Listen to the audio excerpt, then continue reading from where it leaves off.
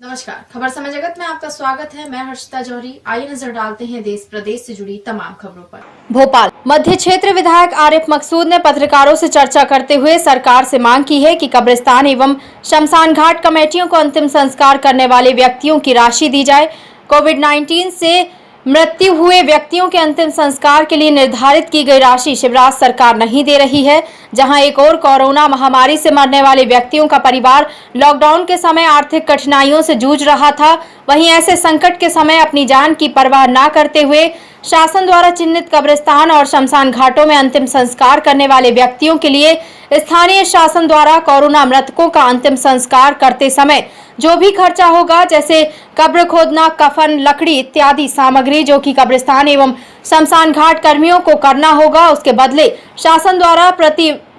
मृतक व्यक्ति के अंतिम संस्कार हेतु 5,000 रुपए की राशि निश्चित की गई थी। विधायक आरिफ मकसूद ने कहा कि इस संबंध में मेरी चर्चा तत्कालीन संभाग आयुक्त कल्पना श्रीवास्तव एवं कलेक्टर भोपाल तरुण पिथोड़े से हुई थी,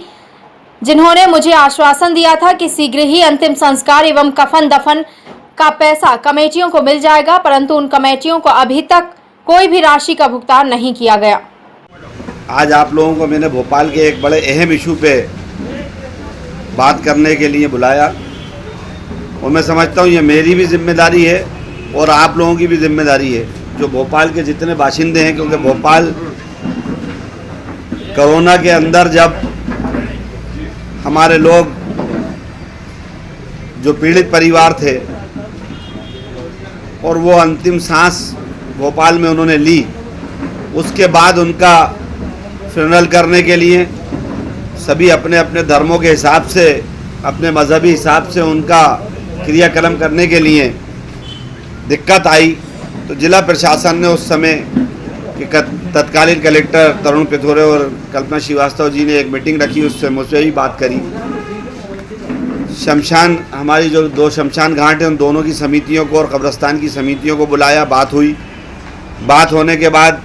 2 जगह चिन्हित की गई जिला प्रशासन की तरफ से और जदा कब्रिस्तान और एक शमशान घाट हमारा तय हुआ। फिर ये तय हुआ कि इनके जो भी खर्चा होगा वो नगर निगम भोपाल उठाएगी और 5,000 रुपये इसकी राशि दी जाएगी। बात महत्वपूर्ण ये है कि 5,000 रुपये महत्वपूर्ण नहीं है, बात यह है कि उस दौरान जब कोरोना अभी भी चल रहा है, लेकिन उस दौरान तो भय का माहौल ये था कि कोरोना का अगर एक घर में पता चल जाता था तो पूरा मोहल्ला उस घर से दूर भागने लगता था। और हमने ये भी देखा कि जो बच्चे आपस में थे उनने मिलना छोड़ दिया था कोरोना के डर से। ऐसे समय में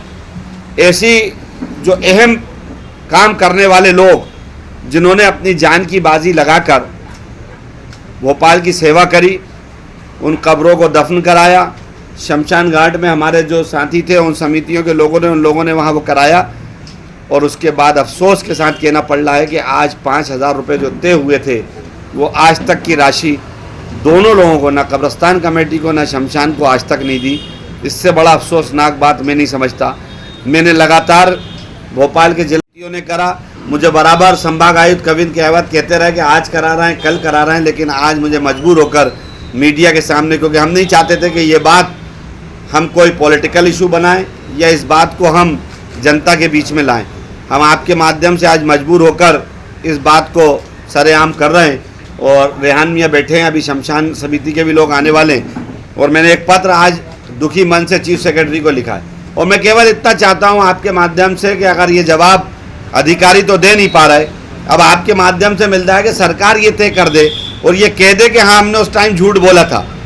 तो हमें कोई दिक्कत नहीं है। हमने कब्रिस्तान कमेटी को भी बोला और शमशान कमेटी को भी बोला है कि आप बिल्कुल परेशान मत हो, जिन लोगों ने ये कार्य किया है उनका एहसान मेरे और मेरी भोपाल की जनता के ऊपर सदैव रहेगा और जो उनके पैसे का वादा तय किया था वो हम लोग अपने पास से पे करेंगे, हम उसकी जिम्मेदारी लेते हैं। लेकिन एक बार सरकार ये स्वीकार करे कि हाँ हमने झूठ बोला था या हमारे अधिकारियों ने झूठ बोला था और हम ये व्यय उठाने के लिए